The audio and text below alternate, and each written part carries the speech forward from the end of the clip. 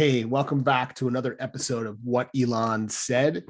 So we had a couple of interesting things that happened over the weekend. One, in addition to Elon Musk purchasing 9.2% of Twitter, which we covered in another video, there were a number of other big announcements this weekend.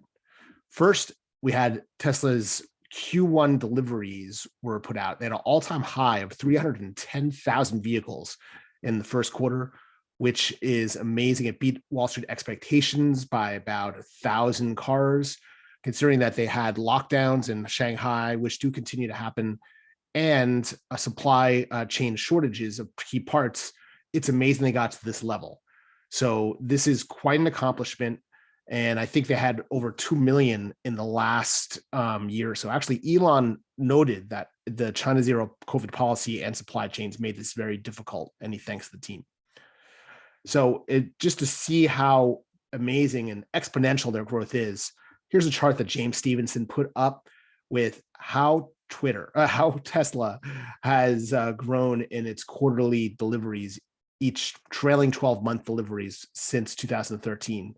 You can see just 10 years ago, actually 9 years ago, they had 7,700 cars they delivered in a one-year period. Meanwhile, in 2022, they've broken for the first time with this trailing 12 months, the 1 million car mark.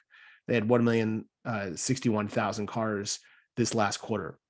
Now, with the opening of Berlin and Austin, we should see this exponential growth continue going forward. Their pace is mind-boggling how many cars they'll deliver, maybe even doubling the number they delivered in the next 12 months, going up to 2 million per year.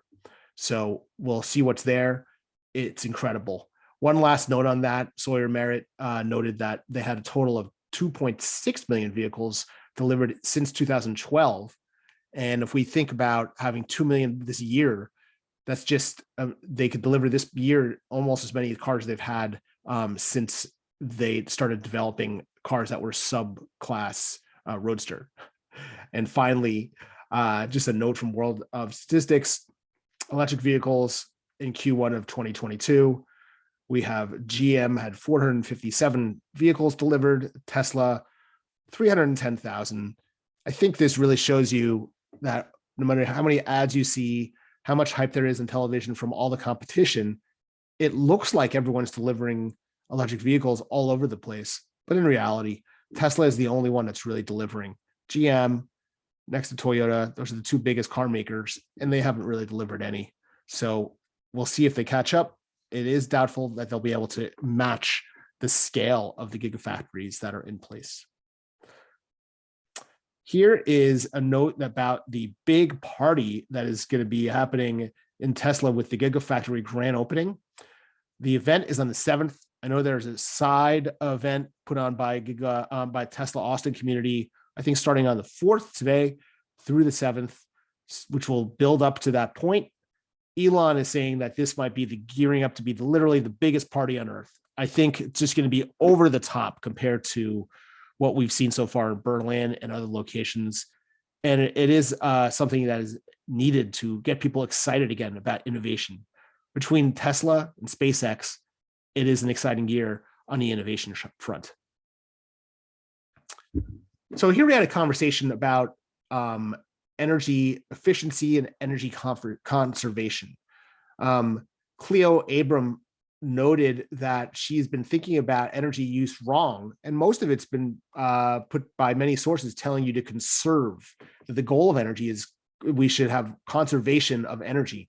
Meanwhile, the goal should be vastly more energy, that we can produce more and more to the point that we're a energy rich world where you don't even think about it. That's really when society and civilization enters the next stage, where we don't even think or worry about energy. It's so plentiful. When you have a world that is energy short and energy conservation, that leads to wars, as we've seen recently, and also a lower quality of life of what people can innovate. Elon felt this was true. And as a follow-up to this, Mark Andreessen posted posts about from different organizations encouraging you to conserve, and also having Jimmy Carter during his classic era where there was energy conservation during the energy crisis in the 70s, even though nowadays we use much more than that. It shows that if you want to, you can produce. Moving on, we have a nice retweet from here of the drone flying through Giga Berlin. I think we've seen these over the last couple of days, but it's just another really, really cool video. I highly encourage you to look at it on YouTube if you have a chance for the drone fly through of the brand new Giga Berlin. It looks like nothing like any automotive factory you've seen before. Here's a nice post that Elon did. He loves to post these memes where his trailer looks like Boba Fett's hat helmet, and it's they said spoilers, new Boba Fett trailer. It's very funny looking and pretty intimidating if you were driving down the road behind this. Brett Winton from Ark Invest posted a little meme story about him explaining that they're shipping containers with Bitcoin miners to his mom, and his mom thought that miners would they mind doing this on a boat, thinking that miners were actual people mining Bitcoin. He had to explain to her that they were just computers. It's a tough sell. But then Elon had fun with this, posting the funny D's for Dogecoin video, which is funny to watch. Next, there was a little drama in Germany at the Bergen, which is apparently a very, very exclusive club. And there's peace written above the wall, on the wall above the place. Elon went to the door, he couldn't get in. So he was very upset. It's amazing that even as the richest person in the world, they felt he wasn't cool enough or had the best vibe or the clothes. So he was not happy about it. And this whole peace meme series is a play on their saying of peace, and that they didn't have peace for him. So a little complicated, but he was just having fun with the word peace. This meme is a little strange to me. I think it's related back to the peace saying in Germany, but to me, it's a little disturbing, where he has a meme of John Lennon being shot when he's saying, imagine there's no countries, it's not hard to do, there's peace, and it wasn't. So very odd, a little disturbing for me, at least, being a big John Lennon fan. Today, we also had Elon had a number of memes, as always. This one was about ducks. My ducks are absolutely not in a row. At this point, I don't even know where my ducks are. And then my ducks are in the police car, arrested, causing trouble. So things are not organized. Always joking. Next, we have Elon had humanity did not evolve to mourn the unborn. He's getting speaking about world depletion of its population. Elon feels this is the biggest threat to humanity, on the same par as AI developing into a super being. So, or a super being that does not interpret humankind in a way we would. It's a threat to us. But this one is about depopulation of the earth. That is a much bigger threat than overpopulation, because we just don't have the incentive to be creative or to innovate or to even create the things we need. He said that humanity did not evolve to mourn the unborn, but we should. I'm talking about not having kids in the first place. That is the problem. And Lex Friedman posted a moment of silence for the 500 million sperm cells produced by the average human in one lifetime, each genetically unique. And then Elon said that seriously, one of them might have been Einstein. You never know. And this is going back to an article that that was posted about Scientific American, saying that the pandemic caused a baby bust, not a boom. It's just another sign that even in the United States, where we actually normally have kids, we had a reduction in kids in this country for the first time for the next generation. Here's a nice post by Gail Alfar getting excited about the upcoming movie on Return to Space, a documentary on Netflix. It's going to be on April 7th, just a few days from now. And she put up a quote from Earth is the cradle of humanity, and you cannot stay in the cradle forever. She credits that to Elon Musk, and then Elon Musk wrote in Russian the actual name of the person who had that quote. Another Mark Anderson tweet here that Elon responded to. This is about dirty clothes, or ESG. ESG is the initiatives within companies to donate and develop environmentally sound initiatives. It says that clothes dryers in the US use more energy than all Bitcoin mining, because everyone always says Bitcoin mining is bad for the environment. So not doing your laundry must be very ESG if you incorrectly believe Bitcoin mining is so bad. And Elon just responded that I am increasingly convinced that corporate ESG is the devil incarnate. So this is another devil in a sense, I guess, for Elon, that he is not happy with the way this is going. It's something he would like to control or stop, because he feels that it just is sort of like a cancel culture for the environment, or just a word in a sense that's put out there that enables companies to spend money on initiatives that supposedly help the environment, but most likely just help themselves in some way, or make the environment worse even. So it will be interesting what he says about this more over time, and if he has some way in mind to have companies stop talking about this issue. Now here's Nicholas Tesla, who the company and the inventor of the company is named after. This is a photo of him in 1943. He actually was an amazing inventor, competed with Edison, but he really died broke. He did not have great success. He was a great inventor, but not a great businessman, and didn't have a business partner to help out. Here he's looking a little emaciated at the end here. And Elon noted that he never had even one kid, which Elon finds very sad, especially as someone who has, I think, 6 or 7. Then Pranay Pathal noted that Newton died a virgin, and Elon said that Shakespeare had no surviving descendants. So all these geniuses, no kids, not great. Elon feels that population is good.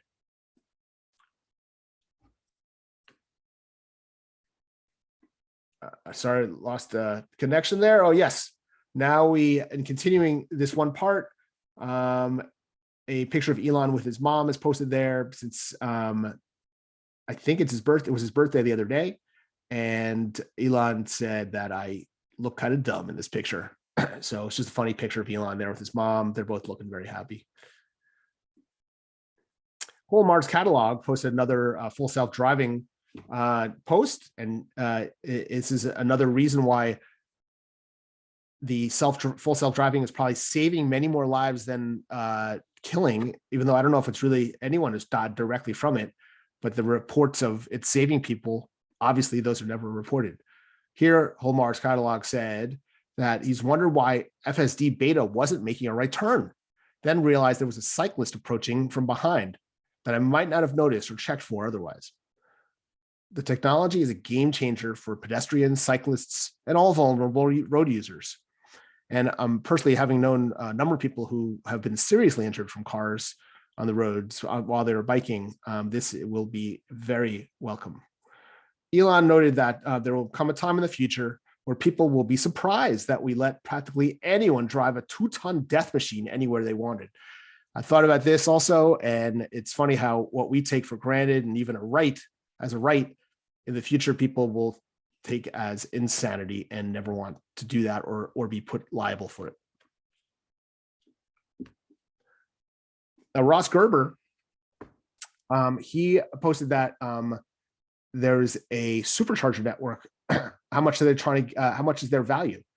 He feels that it seems that they work out a 50% gross margin on the energy costs. Is this across the network or varies by location? And Elon responded to him stating that we aim for a 30% gross margin or roughly 10% profitability, all costs included. That is still pretty high profitability from the charger stations, but it seems not excessive if it's 10% profitability. Everyday Astronaut posed a question about were there any good sources on the weight output of the Tesla Model S plaid motor. He's down below. He's showing why electric turbo pumps don't scale up well. Based on these numbers, it should take 676 motors to spin it. So he was asking a question about how powerful it is in general, and really whether it could be scaled up to bigger vehicles. Elon responded after some significant conversation between people that Raptor pump power is over 100 megawatts per engine and 33 engines. That is amazing. That's a lot of energy. So that means over 3 gigawatts. Not even remotely possible for electric motors and batteries to compete. So he said this in the past, that cars will be electric and rockets will never be electric. Those will always be chemical launches, because you just need so much power in such a short duration of time. Here's just nice like here from Elon. The Bandai Namco is a video game company, and the meme says the blinding white light of the logo is the closest to sunlight Elden Ring players have seen in weeks, because the game is so engrossing. That's the only light they've really seen. It's pretty funny. So Elon noted another thought-provoking idea here about population, actually, that he said, I'm inspired by by curiosity. That is what drives me. So let us expand the scope and scale of consciousness so that we may aspire to understand the universe. So he started out by speaking about developing what consciousness is. And then the conversation was brought back to the aging process so we can explore the universe. And Elon noted that old people don't change their minds. With rare exception, they just die. Without death, there would not be change. So he does not really believe in excessive extended life. He believes we should have more people and more refreshment of society in order to make innovation and human civilization evolve. He noted on the side, George Lucas once told me that the only reason Star Wars got made is because the old studios had died. It's a strange way to legitimize it, but it puts the point right down so you can conceptualize it. And also, one last point, Elon posted Berlin rocks without a lot of context. I imagine that this is about the factory that they just opened there, a gigafactory, but also just saying that even though he didn't get into the club, he still thinks it's a great place. There were a number of responses to this short tweet. On the one hand, a number of people noted that Berlin is an embarrassment because they had a car parade with a lot of Russian Germans there showing the Russian flag and Z's on the car. They estimated there were about 5,000 cars that did this. That is definitely not good. But countering this, it was brought back home that just a short time ago, there were 100,000 people in Berlin protesting in behalf of Ukraine and against Russia. So yes, there definitely is a contingent within Germany that believes in authoritative power, and for Russia in general, but that is a fraction of the population that is in support of Ukraine. So while it's scary, I don't think there's any real worries there. Oh, and actually I did have a little more. If we want to go into the likes today, I'll try to run through these quick. Tim Urban noted that it would be so much fun to show around, who was this? I forget. Oh, Robert Boyle. Robert Boyle listed over 300 years ago, the types of modern advancements that he hoped could be achieved through science. And a lot of these we still haven't done. A lot of them he's hoping they will happen over time that we did. The first is the prolonging of life. He also wanted the art of flying. Really, vaccines is something he kind of was hoping for. He was hoping for perpetual light, which we have now anywhere. So these were definitely aspirational, kind of predicting the 20th century. Maybe the significant prolonging of life might be 21st century. So it's, and also he wanted to be able to have vehicles that could travel underwater. So nice to look at, and always something to think about. Here's the Model 3 customer. The vehicle received a near unanimous approval rating from a business survey of 5,000 owners, which is a pretty big survey. 99% said they would recommend it, and 98% said they would buy it again. You never hear that everyone who has the car is overly happy to buy it again. Oh, hardcore history here. These are a lot of the photos that were posted by the creator of it. Very cool. He was thanking the person, and this person, Franco Ali, noted that It is underrated how metal the Hardcore History episode artwork is, which is pretty amazing. Here's a fun meme from Massimo showing a hard drive from 1985. It was 20 megabytes, so not a lot of space, but back then, more than you probably would ever need, or so you thought. And it was portable. So it's showing that you could put it in a backpack and carry it with you. And that was the limit of computers back then, but that's all they had. And it was revolutionary to be able to bring a hard drive with you. Here's a funny one that Elon liked. The 3 stages of life: birth, what the hell is this, and death. That probably sums it up pretty well. Oh, in Shanghai, we have more superchargers. So this is saying Tesla has exceeded 32,000 superchargers worldwide. In mainland China, they've opened more than 8,500. That's pretty amazing. So they have what roughly here 1/4 of the total in the world.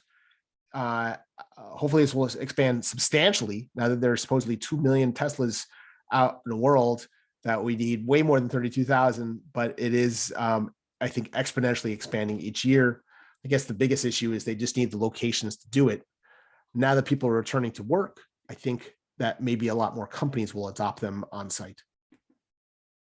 And here we have a note that 14 space advocacy organizations have wrote a statement directing the FAA to urge approval of SpaceX Starship flights. I think it's great that they're doing this. I don't think it works that way. The FAA has a record of perfection over the last 14 years. I don't think there's been one major airline crash or one major space incident with astronauts. I doubt they'll approve it until they are perfectly comfortable that it meets their standards, which I personally, even though it might delay the launch even by another 2-3 years, I doubt it would be that long. I completely agree with them, actually, that they know what they're doing and let them do their job. Here's a great quote from Henry Ford. Don't find fault, find a remedy. Anybody can complain. And I think this is a core tenet of Elon, that he doesn't, he looks at it very rationally, objectively. He doesn't care who's at fault, really. He just wants the solution. And he really doesn't want people complaining. He just wants people providing remedies and solutions. And I think that's all we have for today. So that was a lot. Tried to run through it fast for you, but hopefully you got the context and quality. Looking forward to having Kevin back in another day or so. In the meantime, enjoy your day, and we will see you soon.